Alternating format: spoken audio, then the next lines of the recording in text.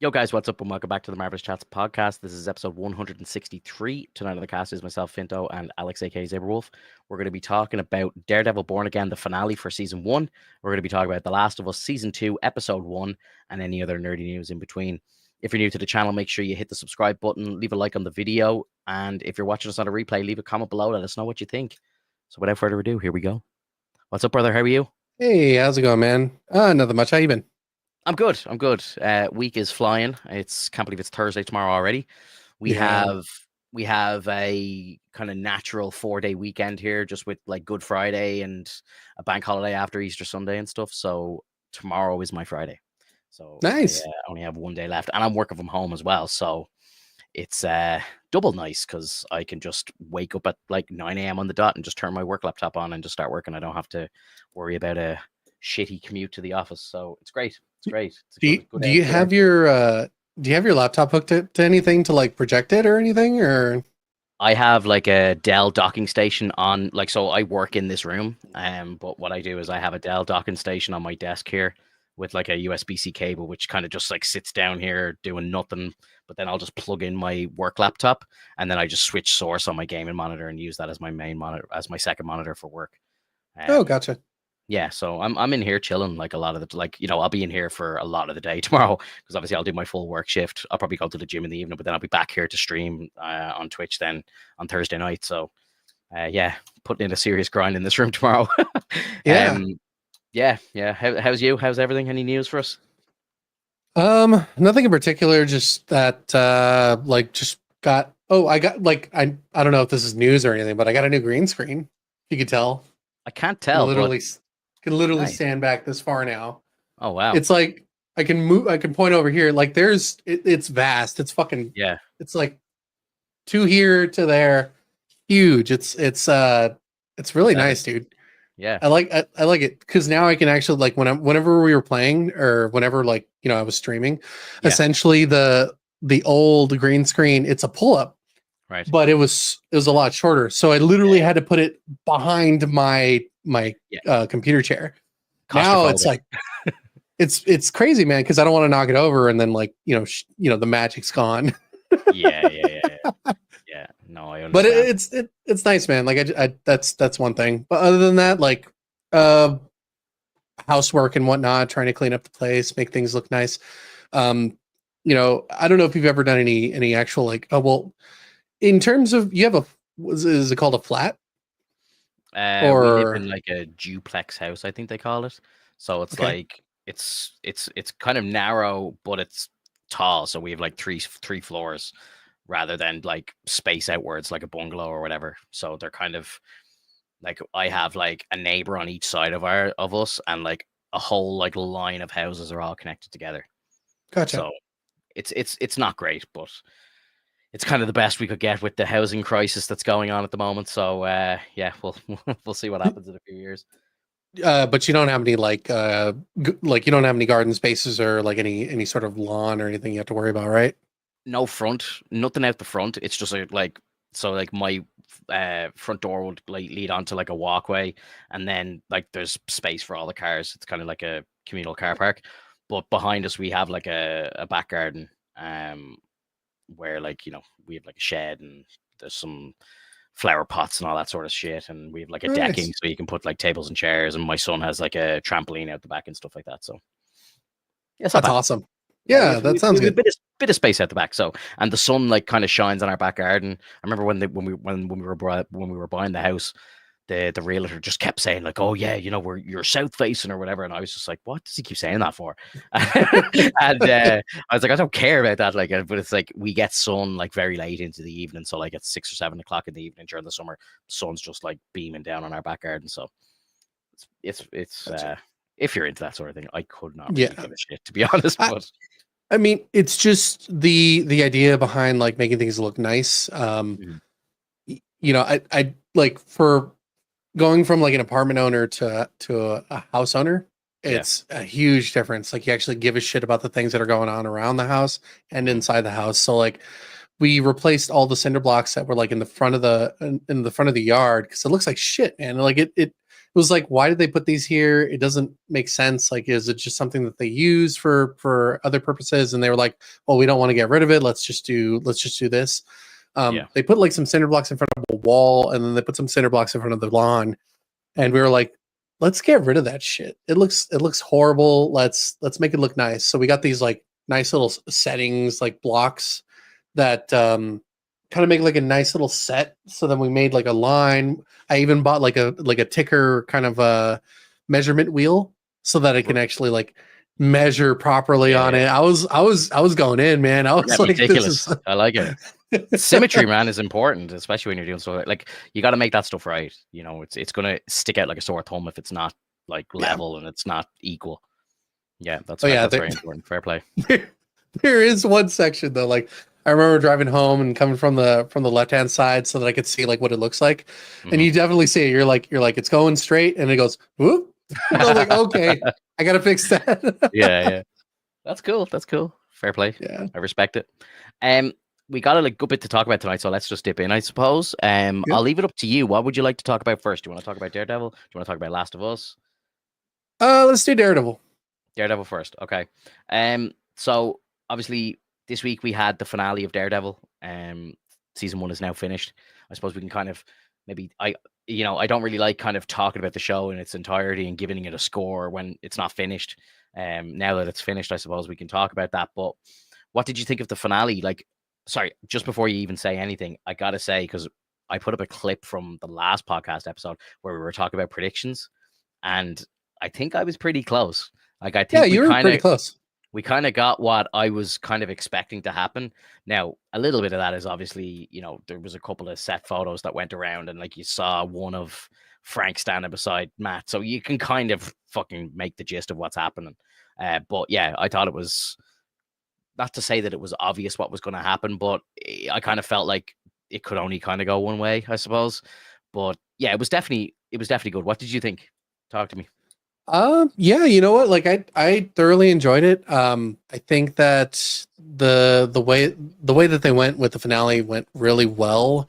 I liked how it all kind of like fulminated into this moment of realization between Matt and oh my god, Karen. And how like they realized that if Faki had survived and like gone through with the case, and they would have found out that there's a part of land that's essentially like free game. You can do whatever you want there.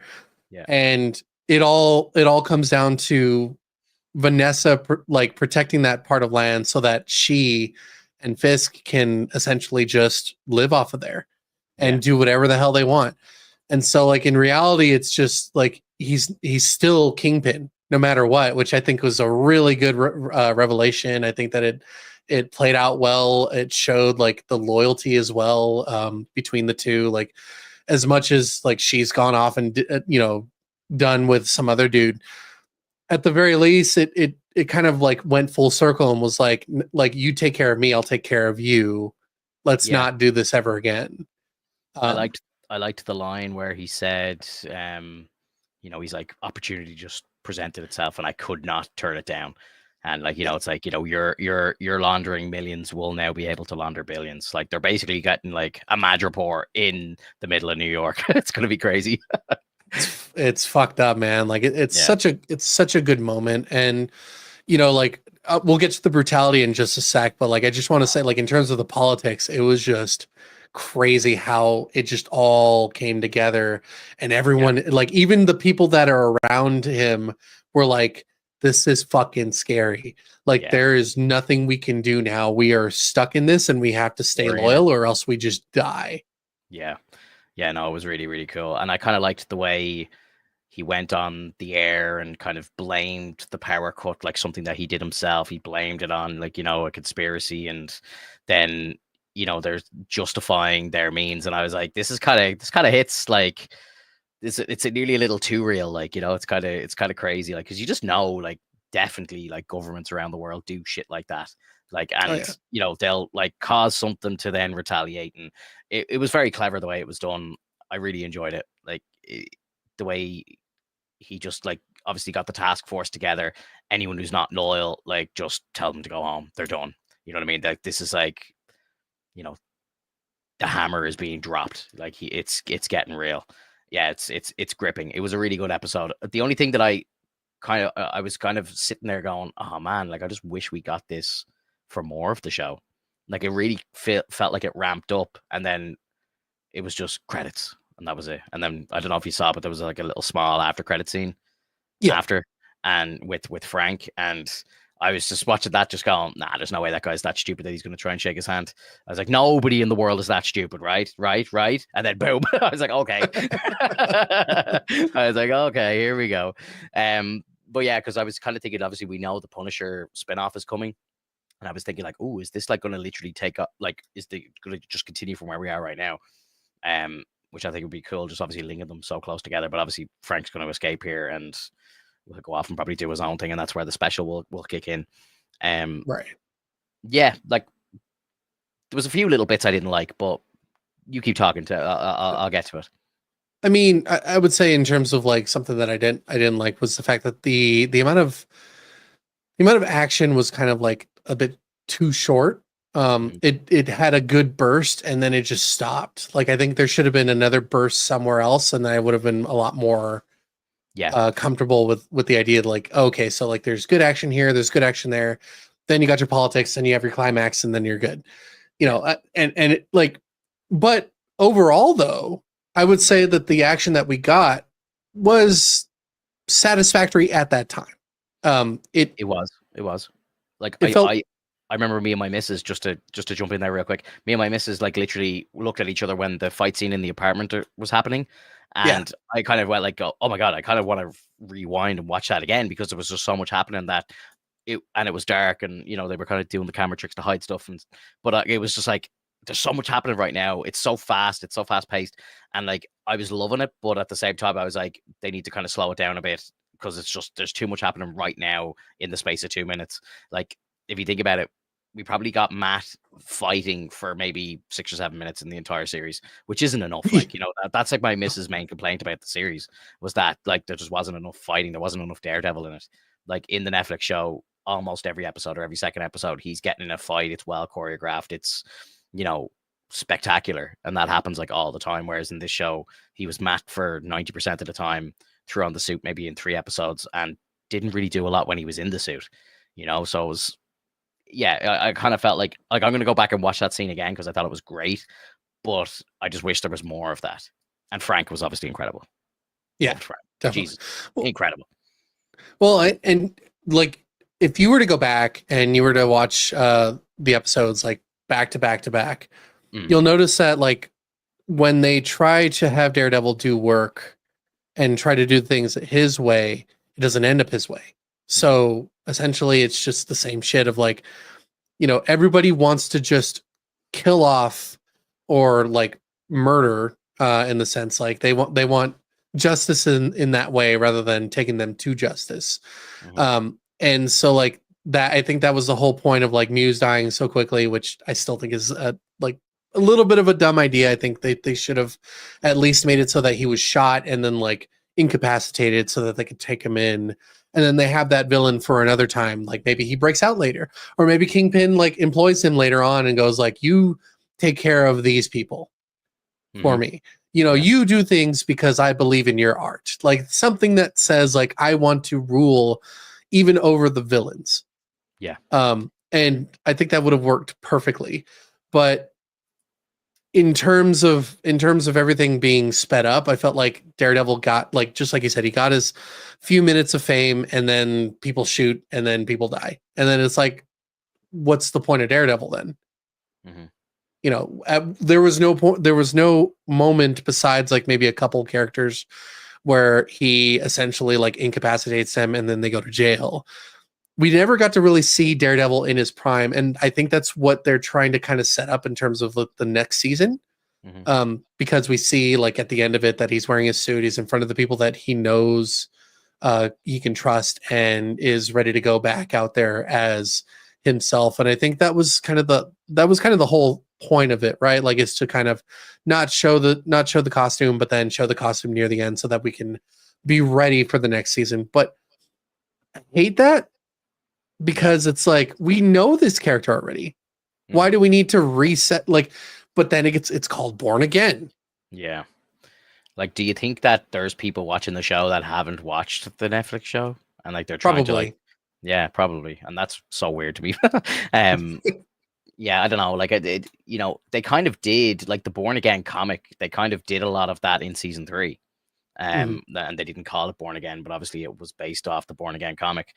I just think, yeah, I think the pacing of the show was a bit strange in spots. Like, I really got the feel that there was 2 scripts and they were kind of mixing and matching a lot of the time, which became quite evident towards the end of the show. Because, like, again, we're going down this path of Muse and it's building up for so long, and then literally, bam, he's gone, and then you know it's on to the next thing. Like, let's break Poindexter out, and like I wonder, was he actually meant to be in? I don't think he was in the original version of the show at all. Because if you think about it, he was in episode 1, which we knew was a reshoot, and then he comes in at the end as well. So I don't think he was meant to be part of the show at all.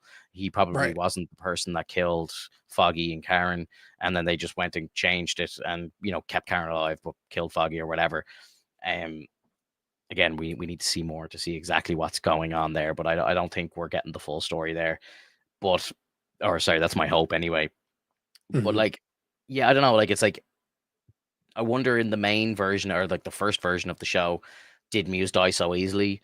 Because like, if you think about it, and I kind of said this when we first met Muse, like when you first see his origin story and he's sitting in therapy, and I kind of was thinking this is very similar to the Bullseye story, in a sense, and you know, like not like his just kind of the human side of him, not the kind of super villain side of him, if we'll call it that. But I think then when they decided to bring Bullseye back, they're like, let's just kill off Muse, because like we can't really have 2 villains that are kind of similar, you know, going through the same sort of stuff, really. And Bullseye's obviously the way better villain, so they're probably like, let's just get rid of Muse. And it's kind of sad because I don't think we really got to see the full potential of Muse, which sucks. Because I think they could have done some really fucking cool shit with him, but again, they just kind of did a 180 on it and just went a completely different direction. Yeah, and I think that their idea of killing off villains is like kind of the wrong way to go, man. Like, have your moments here and then put them away. Like, it's much like what's, you know, Daredevil doesn't play that bit. You know, he keeps the villains alive because they need to see justice and whatnot. And you know, that's the same thing with Spider-Man. You gotta, like, you should have built up Muse and his killings, you know, and just bring him back in the second season, you know, have another fight, have another, like, you know, bout out. And I don't know, like, just like, even if Frank had killed Muse, that would have been much more satisfying. If at any point, like, he just, you know, goes with Daredevil, they fight Muse, and it turns out like Daredevil's losing the fight, and Punisher takes the charge and just takes him out, much like you saw in the finale, where you see like Punisher doesn't give a shit. He wants them cleaning up. Yeah, because he knows that they need to go. Yeah, but you also need. I love what he's like. Just do it, Red. You know, he's like, just kill him. Just do it, Red. Just do it. I was just sitting there like, go back, go, do it. Yeah. It was so good. But like, that's Frag, like, because obviously, like, Matt's trying to just knock the guys out, and then he just goes to the castle and he's like stabbing them in the neck and all. I was like, oh, this is it. Like, this is what we want to see. Like, you know, yeah, 100%. But like, Kate in the chat is right. Like, you know, it's all about like, a villain has an arc and then they get locked up, or you think they're dead but they're not actually dead. And you know, it just, like, in comic books, how often do you see a villain truly die? Like, they don't, like, because again, they just keep coming back in reissues and all this sort of stuff, and like new stories and stuff. Like, how many times does Batman fight the Joker? Like, you know what I mean? Like, it's like, you don't need to kill these villains, just get them locked up, do whatever, then they escape or whatever. There's a prison break, there's a earthquake and the prison, you know, there's a riot and there's an outbreak and all this sort of, you know, the usual shit. Like, yo, Rob, what's up, dude? Wowza. I presume he's talking about how good the finale was. Let's go, dude. Hope you liked it. Yeah, like, I know Rob is like big into music and stuff like that, so I'd be curious what he thinks about this. But I the music really kind of like took me out of the episode. I don't know who was the composer for the episode, but the music choices were not good. I don't know how you Yeah. felt about that, but like usually when music is good in a show, you shouldn't really even notice it. It should just flow with the scene and it doesn't like take you out of it or anything. But there was a few times in the episode, like when um they used that old song. What's that song? Oh, there was like a song that was like it was like Oh. it was a pop song that just popped into it. Yeah, yeah. You know what I'm Was talking it about? Killing Me Softly? Yeah, Killing Me Softly. It was like a remix of Yeah. Killing Me Softly. And it's like, what the fuck was that there for? Like, it just felt so weird. Like, the show is dark, the show's gritty.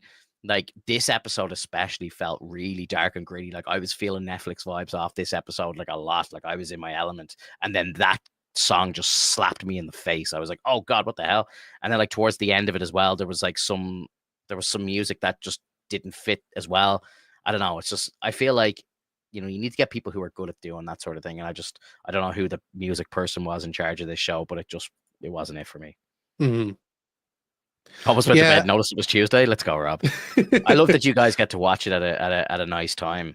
Like the dude who I've had on the podcast a few times, Sean Talks Movies. Like he lives in Dublin with me. Like, but I woke up this morning, had completely forgotten that I should be like not on social media and dodging spoilers. And I opened up Twitter and the first thing I saw was him tweeting like, I just opened my phone and in 5 seconds saw a spoiler. And I was like, oh shit, I better get off thing.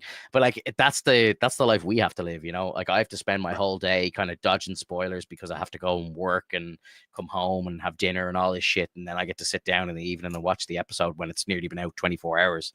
So it kind of sucks in that sense. But yeah, I love that. Like, I think they need to like reevaluate the time that they're releasing these episodes. It's just it's a very strange time.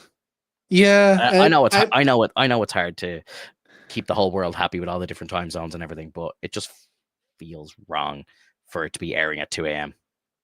I mean, for me. Yeah. What's it like 9 p.m. for you on or what time is it for you? Like 7 or something? Or 9? Was it right? You said 2 a.m.? Yeah, it's like 2 a.m. my time, I think, or 3 a.m. maybe. Like maybe 7, like close to 7, 8. That's beautiful, bro. Like, I'm so jealous because like if that was the time it was going live for me, I would just be like so happy. Oh my god, Streamlabs timed out Rob. Did it? Yeah. Was it because he said ass?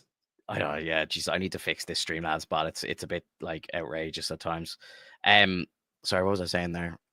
Yeah, sorry. If the episode aired at like 7 p.m. for me, like we'd be sitting down to like dinner and everything, and just it'd be nice, like, oh, I'm so jealous. Yeah, Stream Elements needs to calm the fuck down.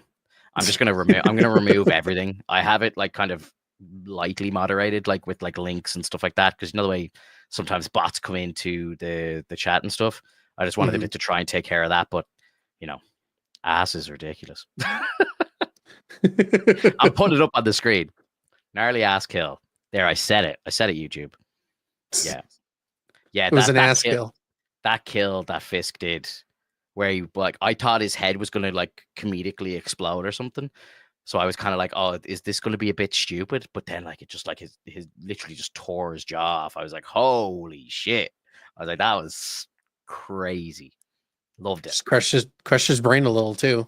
Yeah. And like obviously, I know like Fisk is very strong, and it kind of even in the Netflix show, like when he's in prison, he's like lifting like a good amount of weight, like, so he has strength, and then like obviously he's taking heads off with car doors and stuff. Like, we know he's strong, but yeah, that was next level shit. That was cool. And obviously the MCU iterations of these characters are slightly different. They are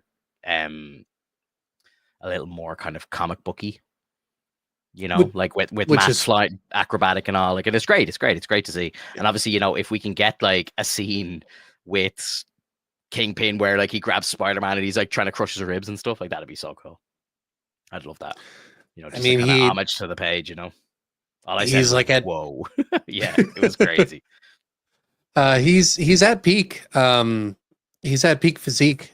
He's essentially like incredibly strong and practically superhuman.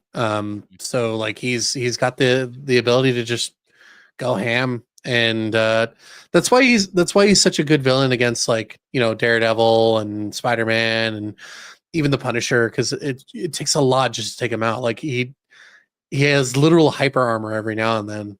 Like, you punch him and it's like nothing to him. Yeah, you have to have Spider-Man punch him. So I only rewatched the Netflix show before the new one came out, and I think during the prison scene in season 2 with Frank, he says to him, next time I see you, one of us isn't walking out of that room. And I was just like, when I heard that, obviously he was going to be going towards Fisk, I was like, holy shit, are they going to? Because obviously I knew neither of them were going to die, but I was like, is there going to be some big epic fight coming here? Obviously there wasn't. Maybe they'll be keeping that for season 2, or they're keeping it for his special or something. But well, and he was right. He was right though. I mean, Matt didn't walk out the room. He got shot and was carried out. That was the next time they met, right? Yeah. Well, it was the next time that Castle met Kingpin. He meant. Oh, Castle. Okay, I thought it was between Murdoch and Kingpin. Yeah, well, you're right there. Yeah, he got stretched out. Yeah, he got. It's still wild to me that he took the bullet for Fisk. Because, like, Fisk wears Kevlar. Like, Matt knows this. Matt probably, like, smells it on him and everything. You know what I mean? So it's like, why would he even do it? I know he says it in the finale that it was kind of just he heard the shot and he just reacted, and I kind of do believe that. But yeah, it's yeah, I don't know. Like, there's a few, like, how did you feel about, like, D'Onofrio's acting in the show? Like, again, I know he's a phenomenal actor, but, like, I don't know if it was like direction or something, but there was like a number of times where he was like kind of like just staring at the camera and kind of doing like these weird smiles and stuff, and it just kind of felt weird to me, like just for Vincent to be doing it more so. I'm not like saying it's like out of character for Fisk, but it just felt weird for Vincent to be acting it like that because he's never kind of portrayed him like that before. Did you notice this? Or am I going crazy? I mean, I think like you've seen the movie Full Metal Jacket, right? Yeah. That's what I took from it. It's that he was pulling his Full Metal Jacket persona in those moments because you feel that sense of danger. Although he's supposed to be trying to smile, he's not even smiling. He's trying his best to do so, and he's lying through his teeth essentially. And I think it worked really well, considering, like, the city is, I will protect the city. He goes, I love this city. Yeah. Yeah. But like, even I like when he does it on the air. when he does it on the air, it's a certain sort of sinister, but he was like, even when he's sitting down with Vanessa, he's kind of doing these like kind of goofy smiles. And in the first episode, he was kind of like joking and laughing with Matt when they sat down in the diner and stuff. It just feels like Fisk is kind of different, But then, as Rob says here, like, they're making him scary again, which is fantastic. Yeah. And we did get drips. We did get drips of it throughout the series, and that was when I was kind of most excited. But when we saw the anger coming out, when he started screaming, when he starts like beating the shit out of people and stuff, I'm just like, yes, this is Kingpin. This is what we need. So yeah, I'm excited for season 2. I think they're going to just literally continue on the momentum from where we are now. I was kind of hoping that the show wasn't going to be as divided as it was, with like very clear differences in scripts and flows, and a lot of the episodes felt like you could almost tell. I think when I rewatch it the next time, I could sit beside myself, like I could sit a piece of paper beside myself and just write, like, episode 1, new script, episode 2, old, new, old. You should be able to just very easily tell by the vibes of the episodes. So right. I'm hoping season 2 is going to just flow a lot better and just feel like one continuous story. Like, the pacing in the episodes seemed a little kind of strange in places as well. And look, I'm not trying to be a fucking movie critic here, but like, there was times where it felt really bad to the point where it was noticeable. Like, me and my girlfriend were kind of looking at each other just going like, what are they doing here? Like, why did they do that? Like, it's like, the scene where he was talking about his vision with Karen. Like, he's had that conversation with her before. That's fine. But then it just cuts to this like scene of a young boy looking out the window who we presume is Daredevil. But it's like me personally, like, I would never have put that in the show, because it's like, now we have a different kid playing him. And it's like, that just feels weird. And it's like, that scene was like 5 seconds of just a pan to a kid looking out a window. It just felt so pointless. They could have just done a pan to the city, a shot of the city, and just Matt talking over that, and it would have hit even better, in my opinion. I think what they were trying to do is get you to care a lot about the people that are in the city and like understand that they're concerned at some point like about what's about to happen. Yeah. And a kid at staring out, yeah, it did feel kind of weird. I think they could have done something a little bit better with that. Maybe they put him in front of like something that was horrible going on.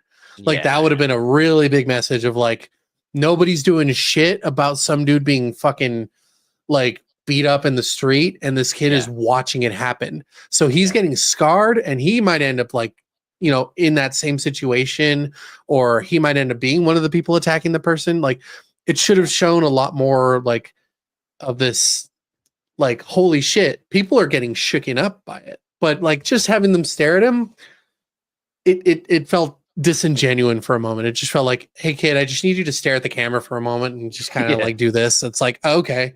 Yeah. I was going to bring this up now in a minute as well, but Rob's just put in the chat, so let's talk about it now. I thought when I heard the army, my first thought was Defenders.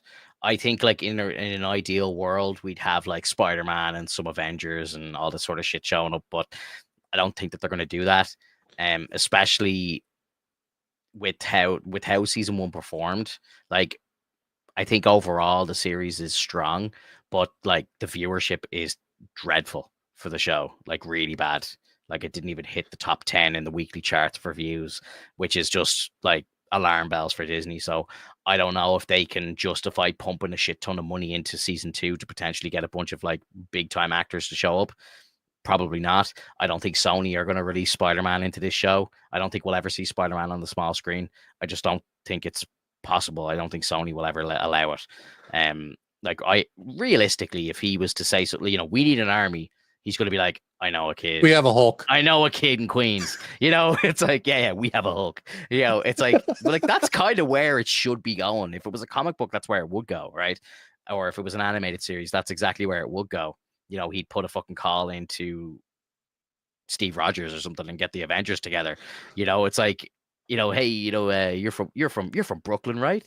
And it's like, yeah, you know, like Kingpin's about to destroy New York. Like, do you want to jump in here, pal? Or like, and then you know, he goes, even like, fuck Queens, fuck Hell's Kitchen. Yeah, Hell's Kitchen. I gotta save the fucking world.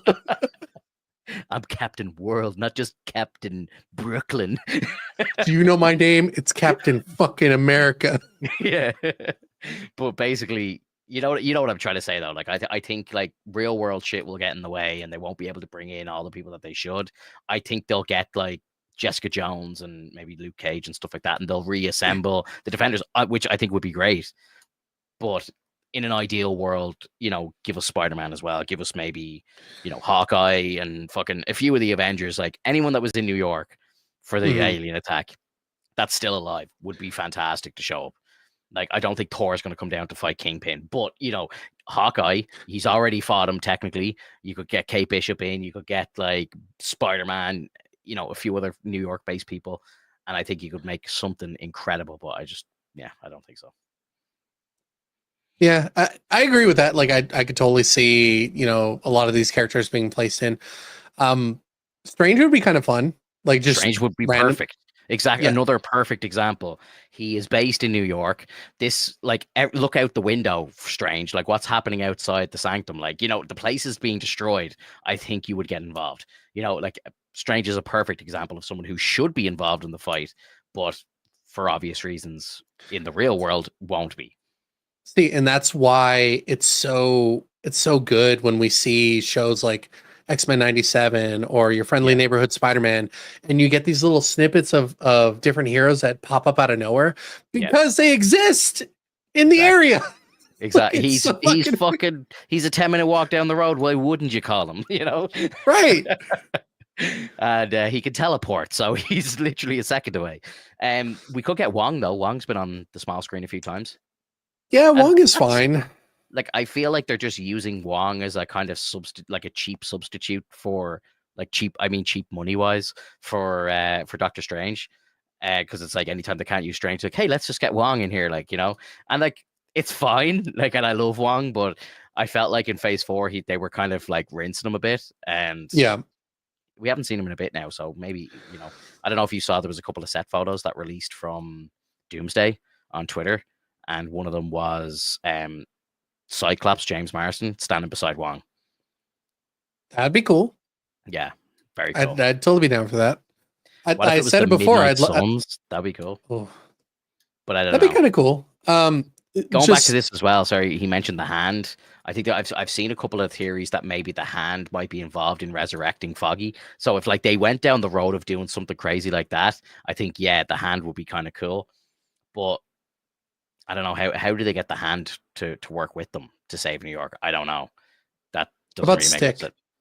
Stick alive? I was trying to remember this because I can't remember either. Stick showed up in season 3 of The White Lotus, and I was like, oh my god, it's Stick. I was like, cool, and I was like, is he still alive? It's like I just obviously thought of Stick straight away. I don't know if and I only watched the show recently. I think his departure from the Netflix series is real kind of just.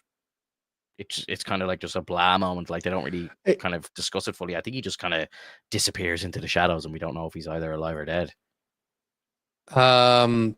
Yeah, apparently he died in the Defenders. Yeah, that's probably why I don't remember, because I didn't watch the Defenders. My last watch through. Shit, I like Stick, so maybe they can revive Stick as well. Who knows? Yeah, I saw the leaks for the black and red suit. It's cool. We threw it up on the screen maybe 2 podcasts ago. Mm-hmm. It's cool, and it's like I didn't realize it when I first looked at the picture, but when we were analyzing it on the cast, you can see it's just a red suit that's just been like tarred or something. Like it's just got black paint sprayed on it or whatever. Like it's cool. It's like a makeshift black suit, which is sick. I like that sort of stuff. I like when they do shit like that. Yeah, look, I think overall, I'd probably score the series in its entirety probably like maybe like an 8.6 or something for the whole series, which I think is like a pretty fair score. I'd probably give the finale a 9. Like I was really liking a lot of it. There were some bits I didn't like, but overall I thought it was great, and I just felt bad that it took 9 episodes for the show to gear up to a place where we felt comfortable with Daredevil, and now it's like, see you next year. Literally. Catch you in February, guys. We'll be back next year. Yeah, I mean, like, the buildup was not as satisfying. I'm just gonna agree with you on this. Like, I think they just assumed that they needed to do a drop off and a buildup, and we really didn't need it all that much. I know that it's been quite a while since we've seen Daredevil on the big screen, but like, yeah, like I just kind of continue doing what you're doing, and maybe just have Daredevil be like, I would have been more excited if they had not done like, I'm not going to wear the fucking suit again. You can't make me wear the suit, and change it to like, I'm going to wear the suit all the fucking time, and I'm going to be brutal now. Yeah. But not kill anybody, just break arms and shit.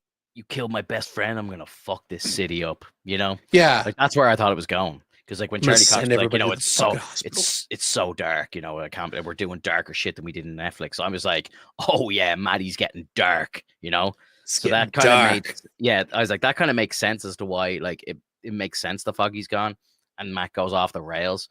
But they just went the other way with it, and you said something maybe 2 weeks ago that was like perfectly on point, and I've thought about it a lot since. Like, but they should have put episode 5 as episode 1, where the bank episode, and it would have been just such a nice little kind of reintroduction to Matt, and he's still Daredevil and he can do his bits, but he's just Matt Murdock now, and then we find out why, and then we do the flashback and we see Foggy die, and then we spend a little bit of time getting introduced to the new fucking pointless side characters that we don't really give a shit about, but they're in the show anyway, like his girlfriend and Cherry and stuff. Like, it's like, I don't really care about these people, and his attorney partner, like, she's kind of irrelevant, but she's there anyway. It's like, yeah, okay, fine. Spend 2 episodes introducing us to all these people, and then, okay, here's me as a serial killer who's using fucking his victim's blood to graffiti around the place. Boom, we're back. Let's go. Straight back in. Like, that's how it should have been. But it just it was fucking woo. It was wavy. It was all over the place. Was all over the place. Yeah, it just like it was up and down and up and down, and we get Frank back, and then it's like, see ya, and then he shows up for like 20 minutes at the very end of the show. Like literally, like I know it felt like a kind of Punisher episode, but like break it down. Like how long was Frank actually on the screen? Like I'd say about 20 minutes, maybe at most. I So mean, they had a good amount of dialogue here and I there, did. but like, yeah, I did like the scene where they first like reconnected. And like, Matt comes in and he's got a bullet wound and he's just sitting there on the couch. He's like, "Oh, you're the last person I thought was going to show up here right now." And it's like, "What's up, Red?" I was like, "Oh, here we go." I was like, "Yes, this is great," And what I didn't like as well, actually, sorry, I kind of knew it was coming anyway, but at the same time, Disney Plus put like Frank's face on the thumbnail for the last episode. I thought that was kind of shitty. Like yeah, it kind of like spoils it, and it's like, what the fuck? Because my girlfriend like doesn't, she's like the polar opposite to me. Like I know everything that's coming up. Like I have my ear to the ground. Like the scene where the two of them like jump off the roof, and that scene where we're walking down and Matt's holding his ribs. That was the fucking thumbnail I used for last week's episode. Like I knew this shit was all coming, but like my girlfriend was like didn't know a thing about it. Like so when she walked into the sitting room when I was about to throw the episode on, she just sees Frank's face on the screen. She was like, "What the fuck? She's like, what the hell's this?" So for her, it was a complete spoiler. So I don't know why they do shit like that. They might as well have just done Frank and Karen like put together like side by side as a picture, like as a picture frame. Yeah, just Do you think that there was some sort of like weird, like little kind of sexual tension between the two of them? Well, between Karen and Matt, or Karen and of course, Karen and Frank. Oh, I don't know about Karen and Frank. I know Karen and Matt, but like, they always kind of have a little something, don't they? But whether he was talking about like, "Oh, so you ranked Frank, and you came here with him and all this stuff," and she's like, "Oh, you sound jealous and stuff," and then it's like, "Were you listening to our heartbeats and stuff like that?" No, it's like it kind of felt a bit strange. I don't know. And then like the way Frank was saying goodbye to her and stuff, like I always kind of felt like Frank had a bit of a thing for her, but never. Because she's kind. She's really kind. So like it makes sense to have him kind of have a little bit of a crush on her just based on the fact that she's a kind person and that she probably like is for Frank doing what he's doing, even though it's like brutal. Yeah. It's something that gets justice done in his sense. And I think it works out. Like if they ever do have a flirting situation, that's always a thing. Like in comics, like people flirt all the time. They always have like these moments, and in some cases they'll sleep together. Oh yeah, big time. Like DC are big for that. Like there's spin-off like series where like Batman's fucking Wonder Woman and everything. Like it's crazy. Like She-Hulk was fucking everybody. Yeah, I heard about that. All right. Fair play to her. I mean, why not? Like, why not? Yeah, because like she achieved her like ideal form that she's always wanted, and like she's happy with it. So she's like, I'm just gonna strut my stuff. Yeah, I'm flaunting my shit. Yeah, who wouldn't? Mm-hmm. Yeah, I don't really know. Like, we're 45 minutes in. I think we should probably move on to Last of Us. But do you have anything else left? We do, I suppose. Yes. It's in the thumbnail. But anything you want to finish up? Any final notes on Daredevil before we move on? Just that I think it was great. Showing off all the gore that they had. A lot of the deaths that they showed off with between Frank and the one scene with Kingpin and the previous mayor. That was a mayor, right? Or was it I can't remember the dude's name. The one that got his head crushed. Oh, he was the commissioner. He's the commissioner. Yeah, thank you. And just that moment was amazing. It was crazy. So I laughed and said to my girlfriend, I was like, "That's the thumbnail, but YouTube won't allow it." I mean, you could probably get as close to like maybe the eyes turning red. No, I want the jaw hanging off. That would have been awesome. That would have been way too good. If I do a clip, I might try it and just see what happens. I think it might. Let's test YouTube and see let's see what we can do. But yeah, no, that was in my head straight away. I was like, "That's the thumbnail," but I was like, "Oh, I can't be doing that now. That's a bit too out there." I love the picture. I don't know if you saw the thumbnail for this episode, but I love the picture of Matt when he's screaming. It's like ah, and I just love that. I've used it like 3 or 4 times, but I have him like clipped out, and I have him standing in the room where Ellie is in The Last of Us, where she sees the stalker. Mm. So it's just him in the corner. She's kind of looking at him a bit strange. I was kind of laughing when I was making the thumbnail, and I was like, I said to my girlfriend, I was like, I don't think people appreciate these thumbnails that I'm trying to be funny with them and everything, and I'm just like, I don't think people are even gathering any of this shit. I think it just goes over everyone's head. But in my head, I was like, this is fucking brilliant. I love this. Mm. Yeah, I'm trying way too hard. I don't think they're paying off at all. But yeah, talk to me about Last of Us Episode 1. What did you think? Sorry, just disclaimer as well. I'm just going to say this now. I'm going to try my very hardest not to talk about the game for anybody who hasn't played the game and doesn't play the games and just is viewing it as just the show. I'm going to really try and do that. Now, it's kind of hard to do that as well because there are a lot of comparisons that like I feel like I need to make to the game. But for them, and I know you're currently streaming the second game on Twitch. So again, you haven't even seen the full game, so I don't even want to ruin anything for you either. So I mean, there will be no game spoilers in the stream.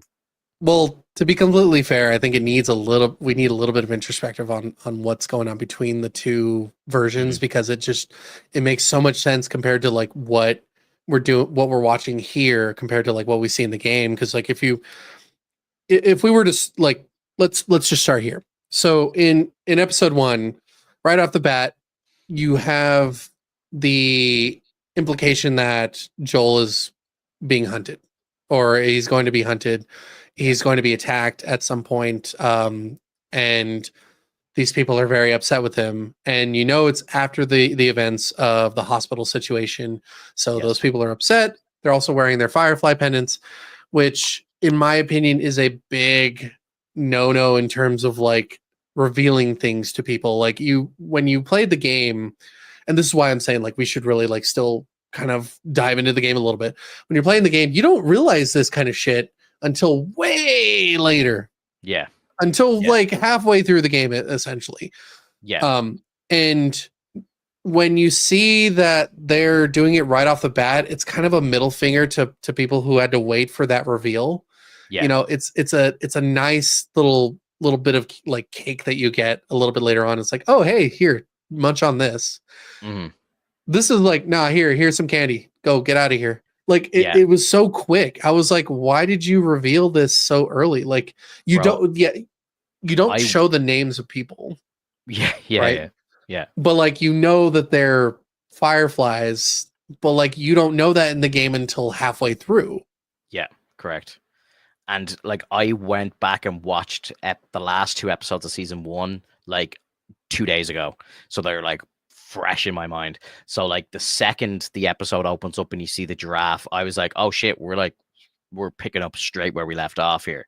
And then you see the graveyard scene and stuff. It kind of actually spoils it in a way. Because in the game, again, without going into too much detail, but in the game, like you're playing for hours before you come across Abby. Hours. And when you come across her, you don't know who the fuck she is. And it's completely just random. And you're just like, oh shit. Like when you figure it out, you're like, oh my God, what the fuck is going on? Whereas now, it's like we see the very aftermath of the end of season 1. And literally they know who he is straight away. Right. And they're like, we got to go and find this fucker and he's got to pay and there's going to be blood and blah, whatever she says. Like, she's like, this is going to get violent or whatever the fuck she said. But like, it's a completely different pacing from the game. And if we're doing a kind of scoreboard and we're giving game points and show points, that's a point for the game for sure. The pacing of it seems very strange. And like even like the opening scene of the game is Ellie and Dina dancing and the whole shebang at the party. And then the party in this is like at the very end of the first episode. And I kind of, if I'm being honest, I kind of preferred maybe the flow of Dina in the show to the game. I don't know how you feel about that. I liked the kind of bit of development, like, she's kind of considered Ellie's friend and Joel knows her and, he's like, oh, can you speak to her for me? Like, I gotta like get her to forgive me and all this shit. Like, and I kind of really liked the kind of build up of that. And then you see the two of them going out on the patrol together and all that sort of thing. Mm-hmm. That all made a lot more sense to me and it kind of flowed a bit better. But am I right in saying, because again, I haven't played the game in a while, but doesn't the scene happen, the whole scene happens at the very start of the show with the them dancing and kissing and stuff, and then that's why she's mad at Joel, right? Because he kind of embarrasses her in front of everybody, and then they go out on patrol. That's how it happens in the game, right? Yeah, I think they kind of like try to make it sound like it's a problem that like there was this embarrassment going on, and that Ellie's upset at Joel for that sake. Mm. But they kind of really don't like put it out that much further than that, and I think the show is like doing a weird job of like trying to imply that there's more, like there's underlying features that we don't know about, which Yeah, it's weird, but at the same time, I kind of get why they're trying to spoon feed this as of right now, because it's just there's really not a lot. I would say that when you actually play the game, it's very convoluted, very convoluted. It's very much given you as like, it's not spoon fed to you at all. It's literally like, here's the plate, and then as you get closer to the plate, they move the plate back. It's like, oh, you wanted to know what was on this plate? Like, nope, not yet, not yet. And it's like, cool, okay, well then fucking tell me what it is. And then you finally get about halfway through, and it's like, okay, let's tell you what this really is. And you know, it works well in that sense. And I think like fleshing out Dina right now is probably a good idea for the sake of the pacing, because other than that, like you don't really get too much of who Dina is in the video game. You kind of like, if you were to play the game just as itself, you don't get the scenes that they showed in the show. You just know that Dina's someone that Ellie likes.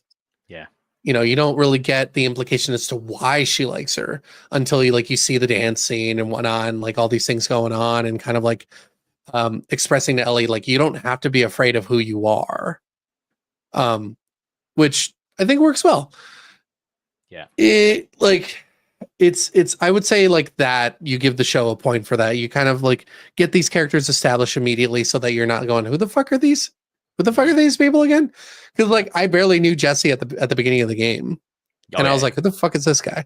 And I'm like, okay, well, it sounds like he's with Dina, I think. But like, it sounds like Ellie might be interested in him, but like, it's not really the case, I guess. Maybe, I don't know. And then like, as you go along, you find out like, oh, okay, so this is actually the feelings between all of them.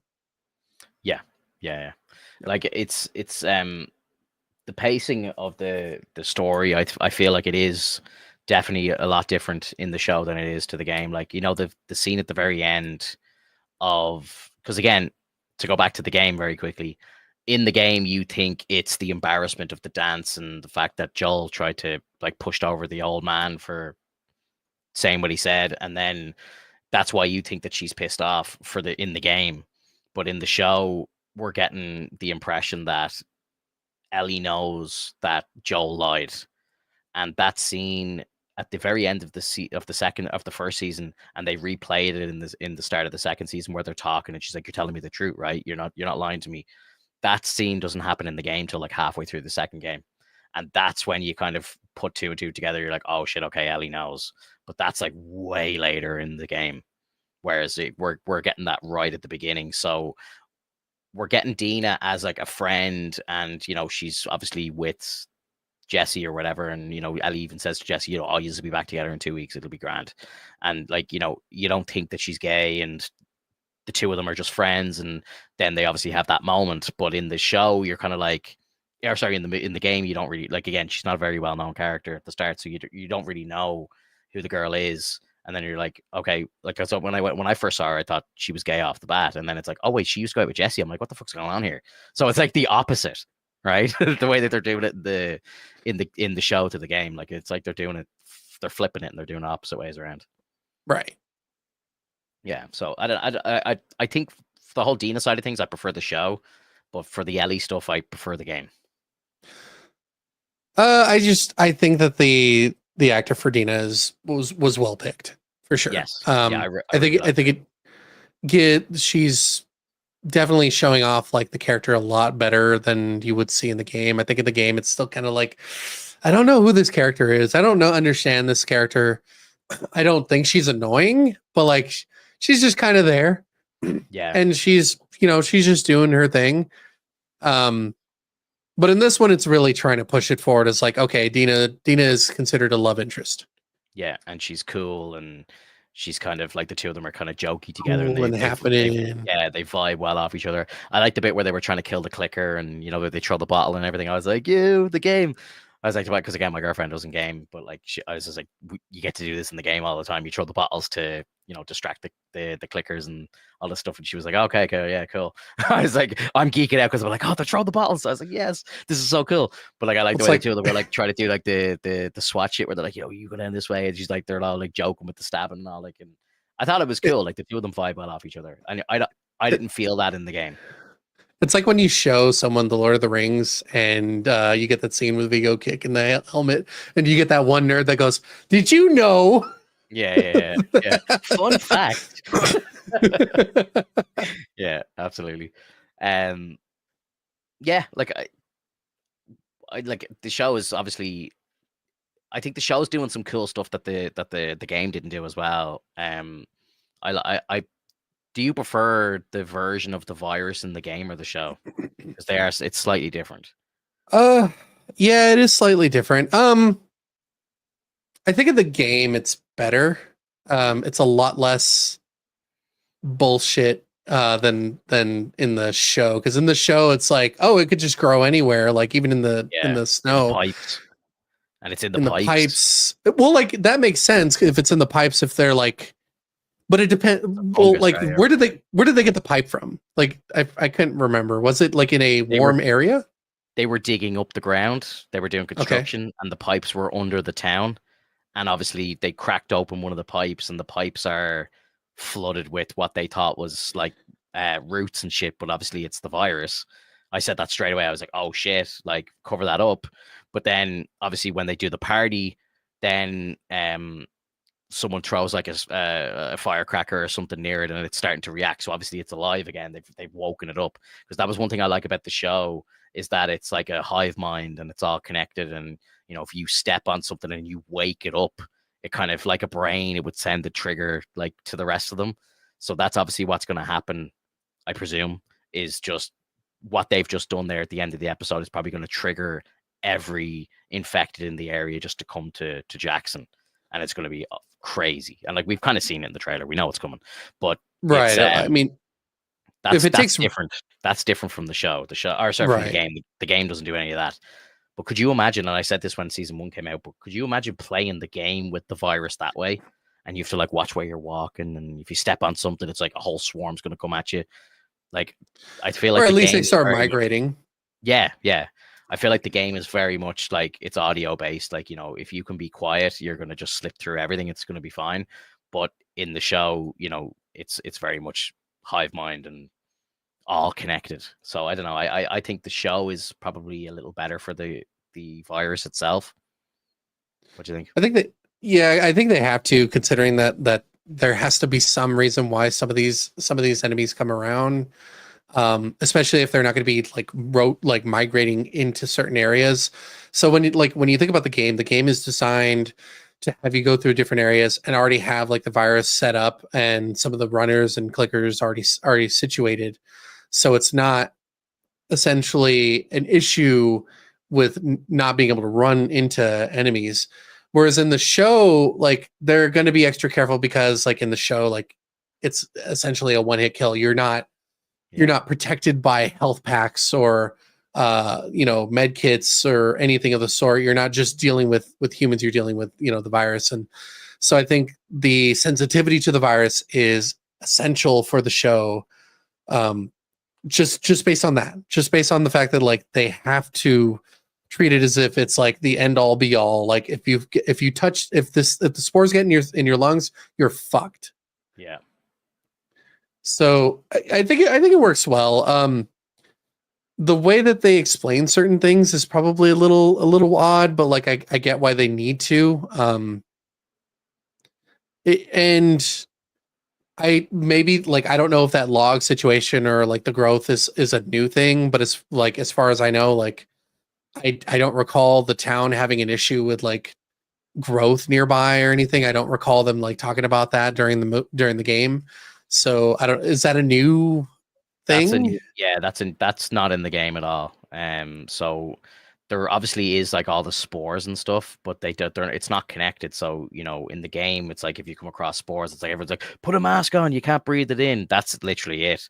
Whereas with this, it's all kind of, it feels like it's like plant-based nearly, and it's more physical thing rather than like in the air, And in the show, my guess is that because we hear Joel speaking about how he wants to close the gates. He's like, we're letting too many people in. We don't have enough space for all these people. And they're like, we need to build more houses. We need to accommodate for all these people that are coming in. So obviously they're starting to dig up the place and they're going to try and build more houses or whatever they're trying to do. But that's how they've uncovered the pipes. And obviously those pipes were there for God knows how long. But now because they're doing so much renovations and they're trying to do it so quickly, they're obviously getting sloppy. And in doing that, they're going to release the virus into the town. And I would say in the next couple of episodes, Jackson will not exist. It's going to get absolutely flattened. Which is kind of odd because if you think about it, like the virus can't handle like cold weather. That's why it has to stay underground. So even if it were to like try to run rampant, it's going to die out considering it's in a cold area. I think, yeah. And again, this kind of makes me think more of the whole hive mind thing again, because it's like, we've seen it in the trailer. There's a trailer where there's a part of the trailer where we could see like hundreds of them like sprinting at the wall in Jackson. So like, they're going through the snow. They don't give a shit. But I think it's all the runners who are the freshest turned. So I think the virus is obviously, I think what are we? Timeline wise, I think the outbreak was like 21, 22 years ago. So like we're like 22 years into the apocalypse, we'll call it. And I think now the hive mind is getting intelligent. Like we've met the first stalker. They've, they're aware now that some of the infected are actually showing intelligence.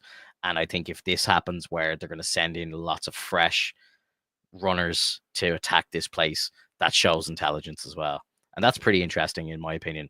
Like rather than just like, walk around and run into potentially, a clicker or a bloater or whatever. Like, it's kind of just like look of what's in the area. They all just kind of sit in the same area. But like, this is a collective sending in an army. Like, it's kind of crazy. I'll get like World War Z vibes off it sort of thing. Like, just like swarms going in and stuff to kind of like just feed. It's crazy. It's kind of interesting that you mentioned World War Z because like apparently the zombies in that are vastly different to the zombies in the book itself. It's a slow burn. I know nothing about that really. I mentioned it just because it looked like it from the trailer, but I didn't. I'm not big on World War Z, so I've seen it once and I'm not an expert. Yo, Dan, what's up? I get that. What's up, Dan? There wasn't a Discord notification, I don't think. Like I didn't add everybody on Discord. So yeah, maybe I fucked up. What's up, dude? Fucking up? Yeah, I'm fucking up. Sorry. Amateur error. Should have recorded our intro. We should have recorded, Yeah, sorry, just for some context there. Me and Alex like sit in like a pre-lobby before we go live, and I don't even know. Like, we just started kind of humming this like stupid song. I was like, shit, that could have been an intro song for us. It would have been hilarious, but we weren't recording, so it's lost in the abyss forever. Maybe one day. Maybe one day, yeah, maybe. So sorry, what you were saying something there? Well, just that World War Z, like it's entirely different between the book and the movie. So like that's what I'm kind of gauging from this situation as well, is that maybe they're trying to deviate from the game so that they're telling like a different story within the show, which I think is, in my opinion, would be kind of fun to enjoy, like a different perspective of things. Yeah. Especially like if you were to take an example being like Until Dawn, how like the movie's going to come out and there's some shit that they keep showing, that one clip in the movie where like there's a fucking like gross ass looking claw or something coming out of the girl's face or something, isn't it? Yeah. And I was like, okay, that's different. So they're not trying to tell the exact same story. They're trying to at least convey something else within here to kind of give a fresh new take, which I'm not against at all. Like we could compare the two stories and be like, okay, well, I kind of like this story more because it did this. I kind of like, it's kind of like what we're doing right now, which I think is great. Yeah. So I think what they're doing right now, as weird as it is, it's kind of cool. I think the goal is that they're trying to kind of make the show have a better kind of lifespan than the game, because there's only 2 parts to the game.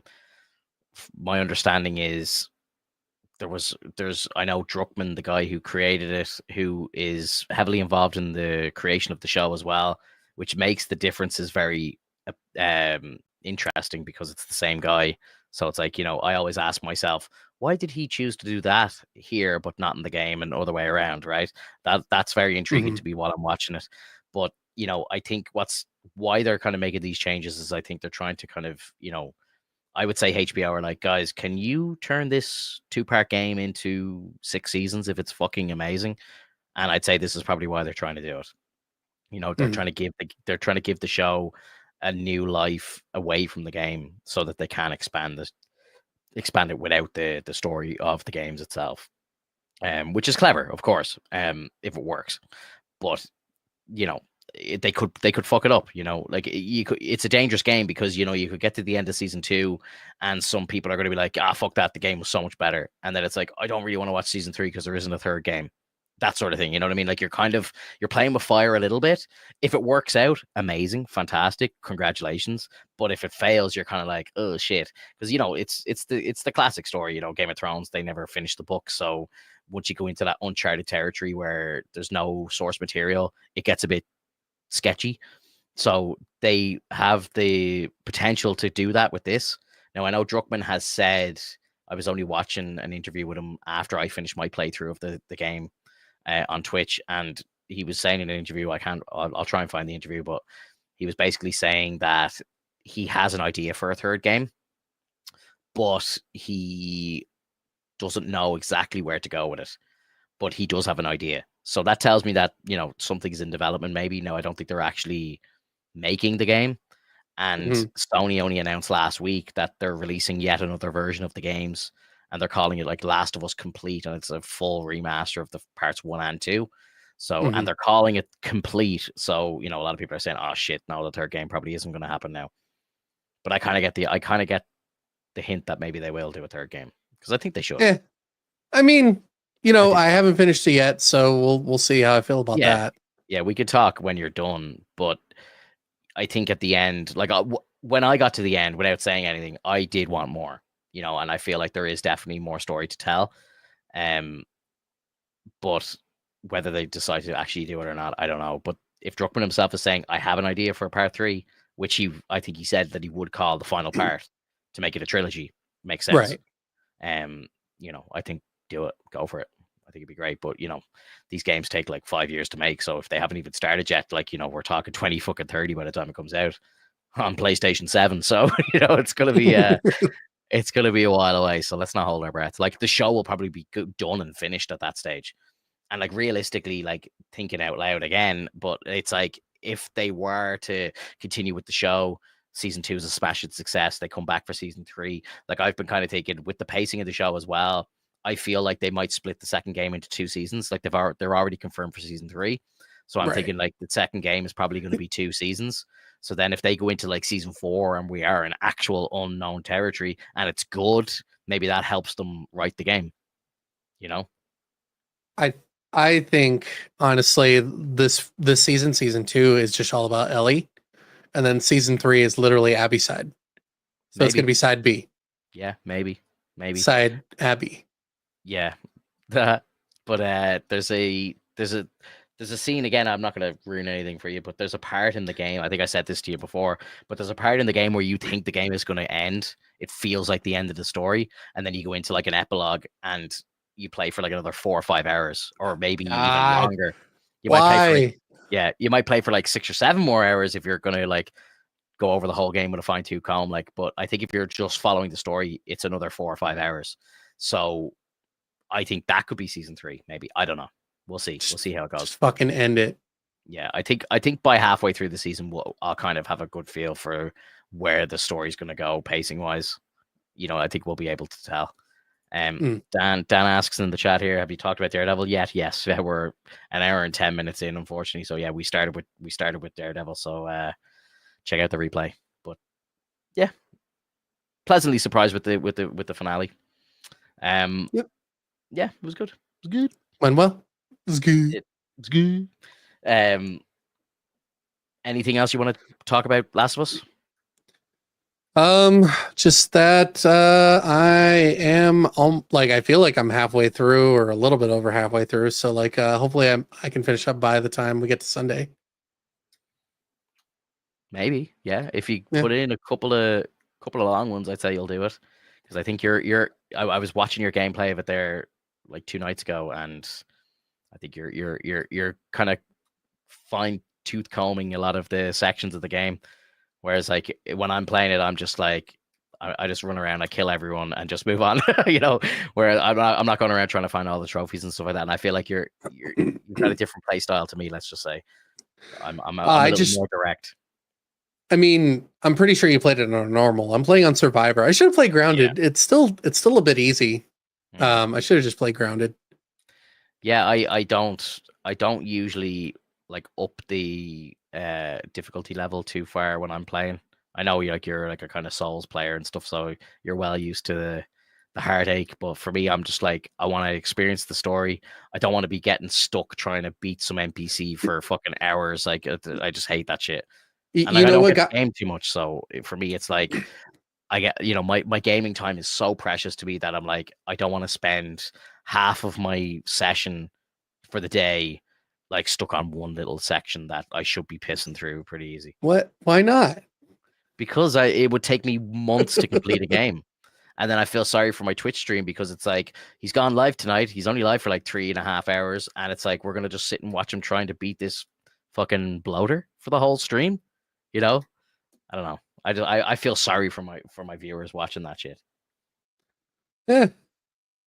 Then I guess some people are into that sort of stuff. Some people like to watch people suffer. I feel like my community's not really like that much though. So maybe they are. I don't know. Yeah, to be seen, I suppose. Yeah, I guess that means you'll never be playing any of the FromSoft games, will you? Probably not. Probably not. Probably not. Yeah, never going to see a Bloodborne playthrough of you. Never going to see some Elden Ring. I don't know. Like, see, Elden Ring, I think, is Elden Ring harder than Black Myth Wukong?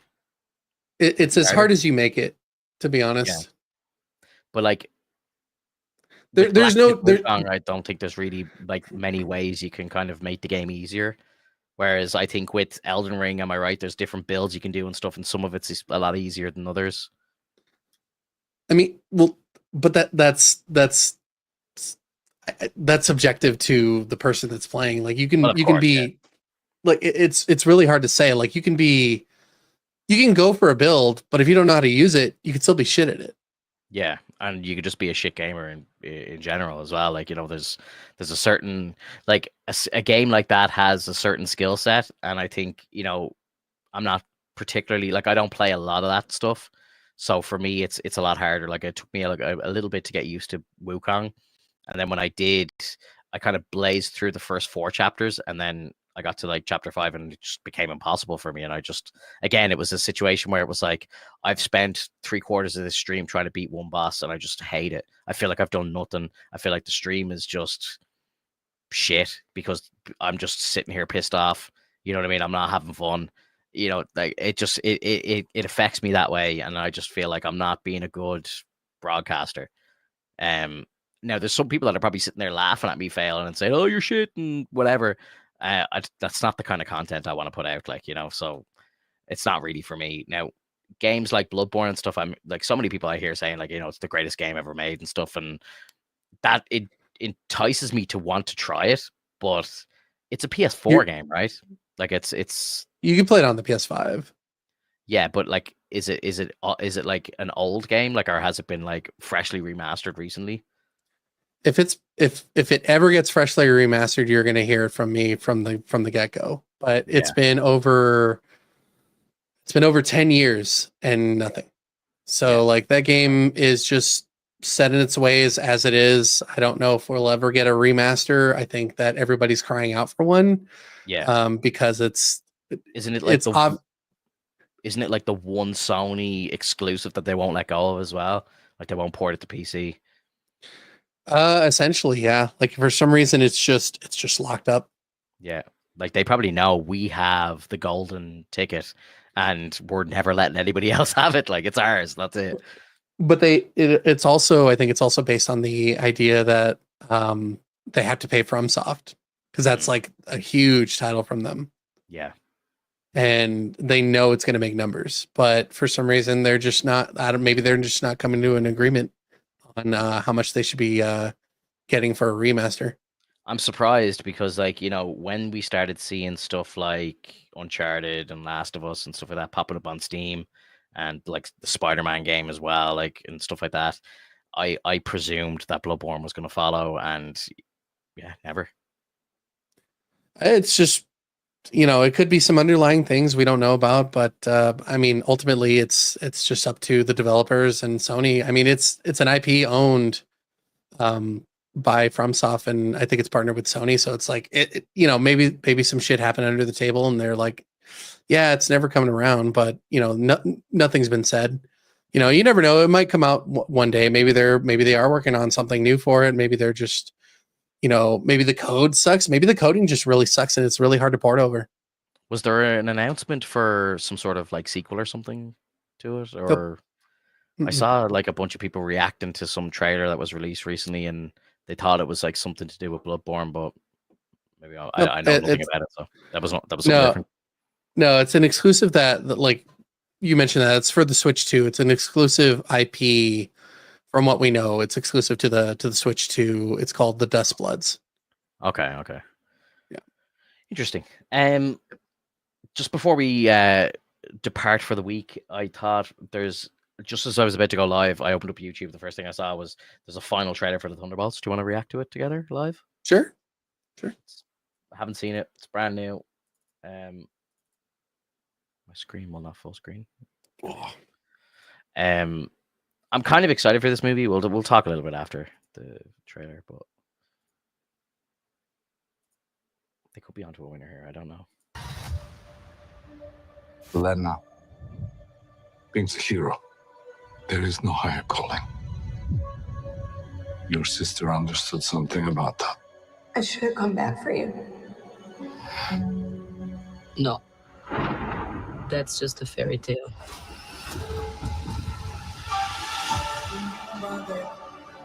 I was in high school when the Avengers came. Kind of strange. But it's all over now. Boys. No one's coming to save the day. I think we are. We can be the ones that are coming. But I mean, this. We have all done bad things. Look, I've been where you are. The past doesn't go away. So you can either live with it forever, or you can do something about it. Just the weirdest fucking songs to pick. Yeah. Look what you unleashed. And Sentry looks scary. You can't outrun the emptiness. We can't do this. No one here is a hero. We all have things that we regret. But I have so many. Oh God, is this gonna shoehorn Yelena? Lena, when I look at you, I don't see your mistakes. That's why we need each other. We can't stop him alone. No one can. No one can stop But Bob. we can find a way. Together. Marvel Studios Thunderbolts. In theaters in 2 weeks. Did you like that trailer? That trailer was garbage compared to the other one, but you still like it, right? I liked it. I don't. I didn't like that the song trailer. choice.